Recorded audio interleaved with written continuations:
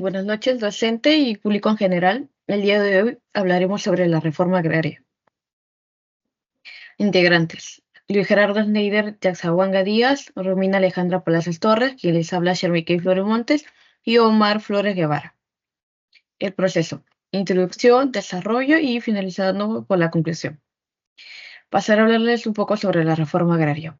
La reforma agraria en Perú, que tuvo lugar principalmente durante el gobierno de Juan Velasco Alvarado, 1968 hasta 1975, buscaba redistribuir la tierra agrícola de los grandes propietarios latifundistas a los campesinos y trabajadores rurales. Pasemos a hablar sobre Juan Velasco Alvarado, que fue uno de los personajes más importantes.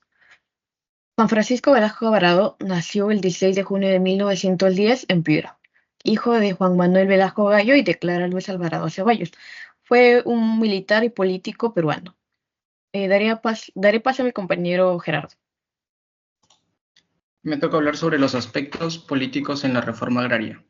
La reforma agraria intentó retribuir las tierras para crear una estructura social más equitativa.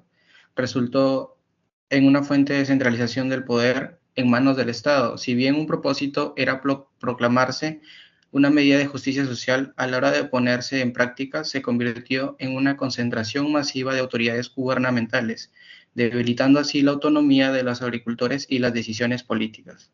Consecuencias de la reforma agraria en el aspecto político. Centralización del poder.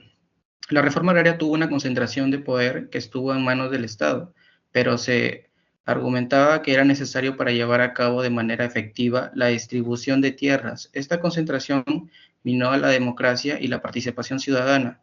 Todas las decisiones se tomaban desde el gobierno central, dejando de lado a los locales.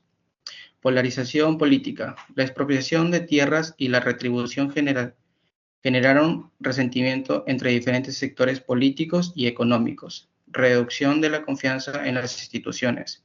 La forma en que se llevó la reforma agraria y su falta de transparencia llevó a la desconfianza en las instituciones gubernamentales, la percepción que la política se estaba imponiendo de manera gubernamental unilaterales sin un proceso democrático generaron una desconfianza. Inestabilidad política a largo plazo. La centralización de poder y la polarización política centraron las bases para futuras crisis políticas. Este desequilibrio político más la suma de la desconfianza de las instituciones contribuyeron a la inestabilidad económica que afectaron al país en las décadas siguientes. Le doy pase a mi compañera Romina.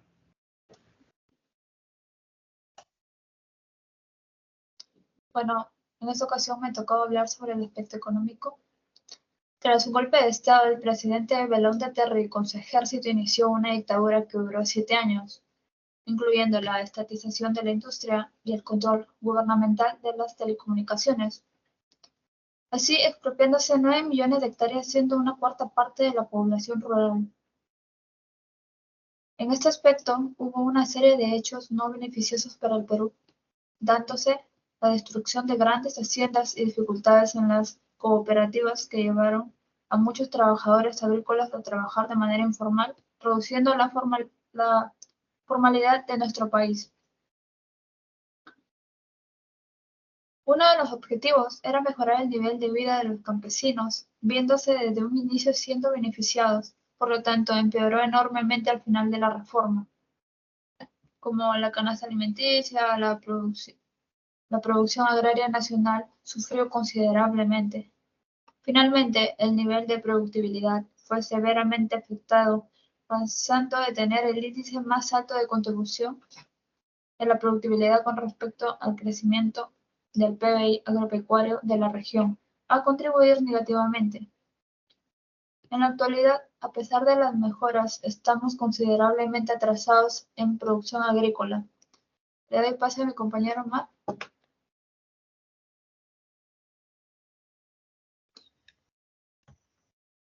En este campo daré mención sobre el aspecto social.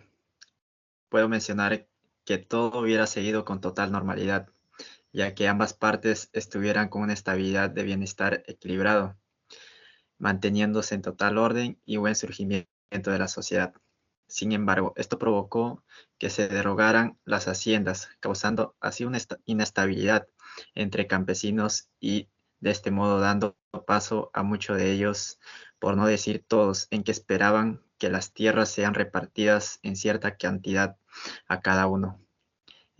Damos mención que estas contradicciones tampoco se hubieran generado, fomentando el desorden y descontento contra el gobierno y el control de los precios en el mercado. Esto trajo una mala calidad de vida entre la población. Doy pase a mi siguiente compañero.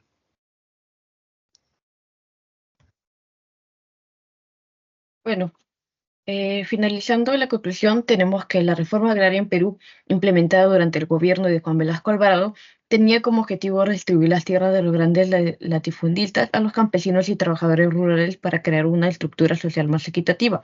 Sin embargo, en la práctica, esta reforma resultó en una centralización significativa del poder en manos del Estado, debilitando la autonomía de los agricultores y la toma de decisiones políticas locales.